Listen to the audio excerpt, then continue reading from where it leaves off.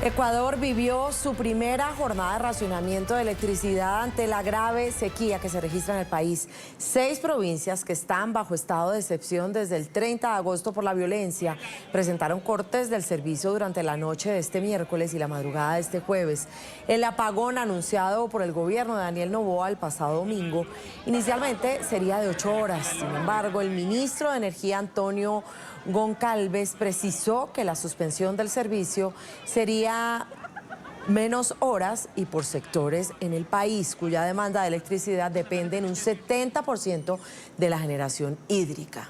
El corte más largo en la ciudad de Quito duró 5 horas, mientras que en la localidad amazónica de Loreto los apagones duraron 6 horas según la programación de empresas distribuidoras. Áreas estratégicas como hospitales y el servicio de seguridad ECU 911 estaban excluidos del racionamiento. Previo al corte de luz, policías y militares patrullaron las calles de la capital y realizaron inspecciones a los transeúntes. El gobierno anunció en la noche del martes apagones generales de 8 horas durante la noche en todo el país, desde el lunes 23 de septiembre hasta el jueves 26.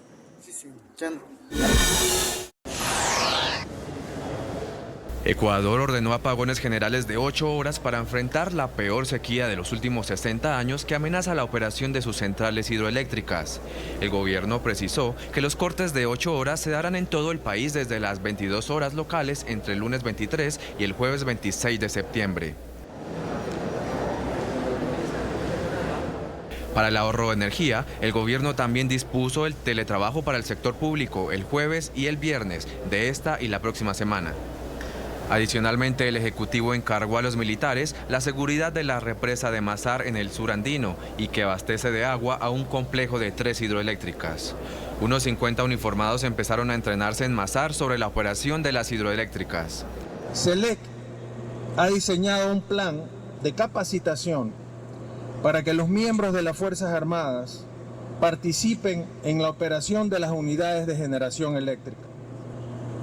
Vamos a cuidar la generación eléctrica y la infraestructura energética y estratégica del país a toda costa. Debido al bajo caudal de los ríos, el sector eléctrico nacional fue declarado en emergencia en abril y en agosto.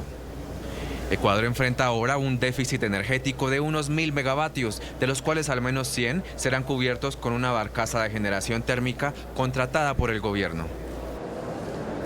Y para analizar este tema, saludamos hasta ahora a Felipe Rivadeneira Molestina, el expresidente ejecutivo de la Federación Ecuatoriana de Exportadores, FEDEXPORT, quien además es abogado y experto en comercio exterior. Bienvenido a la mañana de NTN 24. Buenos días, Carla, Diana, qué gusto poderles saludar. Un saludo desde la capital del Ecuador. Muchas gracias. Pues con los ojos atentos a Ecuador, por supuesto, podríamos decir que definitivamente estalló una crisis causada así la limitación que tienen las represas por el fenómeno del Niño, cambio climático, pero también debido a esos malos manejos administrativos que vienen desde la época de Rafael Correa. Sí, la verdad que la situación del sistema eléctrico en el país es muy sensible. Esta crisis eléctrica la ha heredado el gobierno del presidente Noboa, que la verdad está muy poco tiempo en el poder, ¿no? Esto viene desde una mala concepción que tenemos nosotros en el país desde la Constitución del 2008, impuesta por el socialismo del siglo XXI, en donde prácticamente se privó al sector privado de la participación en la generación eléctrica y se considera como un sector estratégico en donde solo puede participar el Estado ecuatoriano, ¿no es cierto?, el gobierno ecuatoriano, y por excepción nada más del sector privado. La verdad que hubieron inmensas inversiones en hidroeléctricas, millonarias de inversiones, estamos hablando más de 4.000 millones de dólares que se gastaron en construcción de hidroeléctricas que de alguna u otra manera han tenido problemas, han tenido fallas en su funcionamiento, como Coca-Cola Sinclair, con varias quejas y juicios alrededor de la misma. Y luego, después de que se fue el expresidente Correa, los presidentes que vinieron tampoco hicieron nada por cambiar este modelo de gestión, ¿no? Entonces, lamentablemente, dependemos exclusivamente, te diría yo, de la naturaleza, ¿no es cierto? Es decir, que haya lluvias constantes para que no estemos en problemas del famoso estiaje, ¿no es cierto?, que reduce las cotas de las hidroeléctricas, pero tampoco se ha dado un mantenimiento adecuado a otro tipo de energías como las termoeléctricas, o se ha incursionado en energías alternativas como las eólicas, ¿no?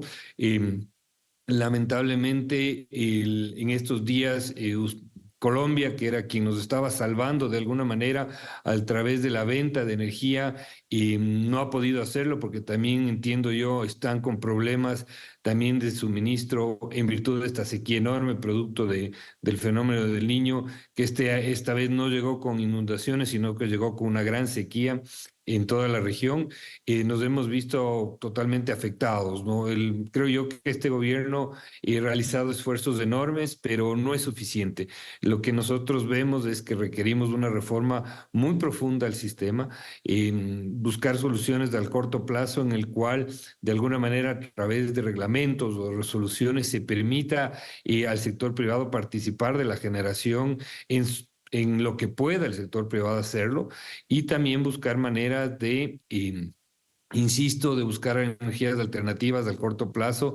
El gobierno ha traído una barcaza desde Turquía que genera más de 100 megavatios, pero no es suficiente.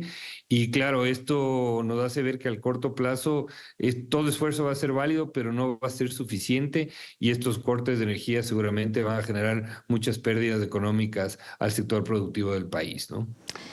Con gran preocupación, señor Rivadeneira, por supuesto, y algo que preocupa es que esto no solamente significa una molestia para los ciudadanos enorme, sino que también se traduce en pérdidas de empleo en muchas personas que deben entrar en empresas en recesión. ¿Cómo ayudarles a afrontar a los ciudadanos, aparte de lo que significa, como decimos, la molestia de estar sin luz, pues estos empleos directos que se están viendo tan afectados? Estamos hablando de miles y miles de empleos. Sí, efectivamente, ¿no? Es muy preocupante porque habrá empresas de diferentes tamaños, ¿no es cierto? Y obviamente la molestia de los hogares es un tema aparte, pero que a la final no genera pérdidas económicas tan grandes, ¿no? Aunque ahora, con las nuevas tecnologías de trabajo y los nuevos emprendimientos, muchas personas ejercen sus actividades también comerciales desde los hogares, ¿no? Y eso no hay que olvidarnos, ¿no? Y tenemos una conectividad total en este mundo moderno a través de las redes, del internet. Hoy, gracias a Dios, tengo luz acá y te puedo dar la entrevista, ¿no? Porque si no, no tuviéramos conectividad. Pero bueno, el día de ayer se realizó por parte del gobierno un corte de alrededor de 8 horas en todo el territorio nacional, justamente con la finalidad de ir mejorando y dar mantenimiento a la red eléctrica. Esperemos el día de hoy, como te digo, esto fue hasta las 6 de la mañana, esperemos todavía escuchar de las autoridades cómo les fue. Ojalá les haya ido de una buena forma y hayan optimizado y corregido ciertos errores de una red que, como te digo, está ya colapsada, ¿no? Porque la demanda ha ido creciendo y no se realizaron las inversiones adecuadas del sector público para ir sosteniendo y previendo una sequía o la falta de recurso hídrico, ¿no? Pero claro, si tú pones a ver lo que puede suceder en los pequeños negocios, es realmente preocupante, ¿no? Se han anunciado cortes la siguiente semana que van a ir desde las 10 de la noche hasta las 6 de la mañana. Vamos a ver cómo se va modificando esto. Esperemos que no sean tan largos los cortes, porque ya nos han anunciado 3 días de la próxima semana. Porque claro, Sí, hay negocios como una panadería, por decirte, ¿no? Una panadería, tú sabes, prepara el pan desde las 4 de la mañana para que los ciudadanos puedan tener pan fresco a primeras horas de la jornada, y eso no va a poder ser, no va a ser posible. Entonces, por ponerte un ejemplo, sí, sí. los negocios de la parte lúdica, ¿no? Los restaurantes, los bares, tener que cerrar a las 9 de la noche es prácticamente tener una pérdida enorme, o a las 8 de la noche, ¿no? Y así así también las empresas, las industrias que tienen turnos nocturnos, que no tienen la capacidad de generar 8 horas, también van a tener problemas, van a tener que ajustar sus capacidades y esto lógicamente va a generar pérdidas, sin duda. Vamos a calcularlas. Esperemos que... Con usted más adelante vamos a calcular esas pérdidas dependiendo de lo que pase en los próximos días. Señor Felipe Rivadeneira, presidente ejecutivo de la Federación Ecuatoriana de Exportadores, muchas gracias por acompañarnos en la mañana, siempre un placer. A ustedes y que también ustedes se recuperen para que nos puedan volver a vender energía que tanto necesitamos. Ya veremos qué dice el presidente colombiano Gustavo Petro. Y también es necesario analizar esta situación más desde la parte un poco más técnica. Y por eso saludamos a Jorge Luis Hidalgo, él es cofundador y gerente general de la empresa ecuatoriana Green Power International, además ingeniero mecánico y experto en programas de gestión de carbono. Bienvenido al programa de la mañana de NTN 24. Gracias, Carla, Diana, buenos días. Un abrazo a toda la audiencia de NTN 24. Es un gusto estar con ustedes. Precisamente desde la parte más técnica, ¿qué es lo que está pasando en este momento en Ecuador y sobre estos cortes de energía que se toman como medida para hacer mantenimiento a esas redes y sobre todo algo de lo que decía también nuestro invitado anterior sobre el sistema ecuatoriano para suministrar esa energía? Bueno, tenemos varios desafíos técnicos en un país que tiene un potencial de recursos hídricos, tal vez de los más altos del planeta, recursos solares y eólicos evidentemente extraordinarios, recursos gasíferos bastante buenos. Entonces, la buena noticia es que vivimos en un país con abundancia de recursos y los desafíos vienen más por la parte de gestión. La situación actual, tenemos el embalse más grande del país que se llama Masar, que conecta a 3 hidroeléctricas. Es un complejo que maneja el 33-35% de la generación eléctrica del país, que contempla la hidroeléctrica Masar, después la hidroeléctrica Paute, que tiene un pequeño embalse que se llama Malusa, y después Sopladora. Este embalse es un embalse que nos ayuda para más o menos manejar el tema de estiajes con recursos hídricos por más de 2 meses, pero en un estiaje atípico que arranca no en octubre cuando tenía que arrancar, sino en julio, finales de julio, y vemos una caída estrepitosa del embalse que debería estar en 1.152 metros sobre el nivel del mar y ha caído hoy por hoy a 1.120 metros sobre el nivel del mar. Esto es más o menos 33 metros de caída. Y vemos hidroeléctricas, por ejemplo, como el Coca-Cola Sinclair, que tienen diseños de 1.500 megavatios, que están produciendo alrededor de 400, 500 megavatios, otras más pequeñas como Mina San Francisco, que deberían estar produciendo o están diseñadas para 270 megavatios, están produciendo 12 o 20 megavatios. Entonces, eso en cierta forma hace que tengamos una posición bastante expuesta, pero además, ya profundizando, tenemos la última gran hidroeléctrica que fue el Coca-Cola Sinclair hace 7, 8 años, pero a partir de ahí no se ha incrementado la oferta y evidentemente año tras año se incrementa la demanda.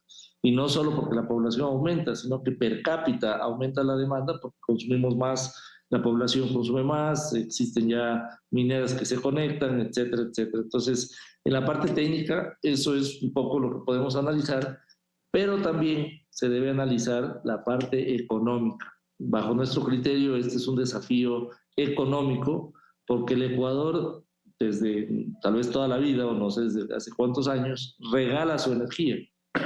Y para que la ciudadanía pueda entender las circunstancias en las que estamos, el Ecuador es como que usted renta un tractor y solo cobra por el costo del operador y el costo subsidiado del combustible. El Ecuador no contempla amortización de inversiones en el costo de tarifa eléctrica. Y este es un error que nos pone en una situación compleja, porque si no cobramos el costo de amortización, no recaudamos lo suficiente para hacer expansión. Entonces, el país no contempla costo de amortización de inversiones, costo del dinero, es decir, por ejemplo, nos endeudamos al costo financiero de los proyectos, por ejemplo, Coca-Cola Sinclair, que hasta ahora lo estamos pagando, y lo que es peor, tenemos subsidios de combustibles enormemente altos para la generación eléctrica con la termoelectricidad, casi el 85%. Entonces, cuando usted tiene todas estas distorsiones, al final del día, el cálculo y la recaudación son absolutamente bajos. Y una de las distorsiones más grandes que tenemos, por ejemplo, es que las grandes mineras de este país pagan apenas 5 centavos el kilovatio hora, pagan de 5 a 8 dependiendo de la hora. Esto es un promedio de 6.6 centavos. Cuando al país le ha tocado traer barcazas a 16 centavos el kilovatio hora, le ha tocado pagar a los industriales que tienen su propia generación 28 centavos el kilovatio hora. Cuesta 30 centavos el kilovatio hora la generación con diésel termoeléctrico en el país, con diésel precio internacional. Y Colombia ya nos está vendiendo, que el año pasado nos vendió un promedio de 30 centavos, nos está vendiendo hasta 46 centavos el kilovatio hora. Claro, claro, era la manera. Señor Hidalgo, ¿podría ser parte de la solución que, como nos comentaba el invitado anterior, la industria, digamos ya el sector privado, pudiera aportar más, participar más para evitar ser parte de la contingencia futura y evitar que esto se repita y solucionarlo cuanto antes? Sin lugar a dudas tenemos que balancear. Tenemos una participación privada que no llega ni al 8%. Y el 94-92% lo maneja Select, que es la empresa eléctrica estatal, y evidentemente cuando tenemos un sector quebrado como el sector eléctrico, más un país en muy mala situación económica, tenemos esta exposición y nos tenemos que endeudar para financiar esta crisis. El ministro ha dicho que nos va a costar $1.000 millones y que están hablando con multilaterales para financiar esto. Pero finalmente también hay un problema recaudatorio, porque cuando la empresa privada quiere invertir, tiene la expectativa de que las tarifas reales que va a cobrar, por ejemplo, de 7 centavos el kilovatio hora, le paguen sus distribuidoras, que son las que recaudan el dinero aquí en el país. Cuando las distribuidoras le dicen tiene que pagar 7 centavos, las distribuidoras le dicen yo solo recaudo 3 centavos, porque tengo un precio subsidiado para el país. Entonces, los otros 4 centavos los termina pagando el Ministerio de Finanzas, pero ¿a través de qué? A través de deuda. Y eso evidentemente genera riesgos para el financista especialmente internacional, no llega a comprender estas dinámicas. Entonces, al final del día, el país sí debe subsidiar la electricidad a los más pobres. Tenemos que ser empáticos con ellos, cuidarlos y protegerlos. Pero no puede darse el lujo de subsidiar, por ejemplo, a grandes mineras o grandes industrias. Hay una minera que consume el equivalente a 250,000 hogares. Esta es una población más o menos de 1 millón de habitantes. Esa minera paga 5 centavos el kilovatio hora. Es evidente que el país no va a corregir sus problemas estructurales si no recauda lo suficiente. Ahora, claro que hay muchos más problemas. No puede ser el único, no debe ser la única solución. Sí. Pero si tiene una mejor recaudación, al menos parte de la problemática la va a resolver, porque puede hacer más inversiones en generación, mejor mantenimiento de transmisión, etc. Pues gran análisis, definitivamente hay que hacer una total reforma al sistema. Muchas gracias, Jorge Luis Hidalgo, cofundador y gerente general de la empresa ecuatoriana Green Power International, por acompañarnos aquí en La Mañana. Carla, Diana, un abrazo, gracias por la invitación.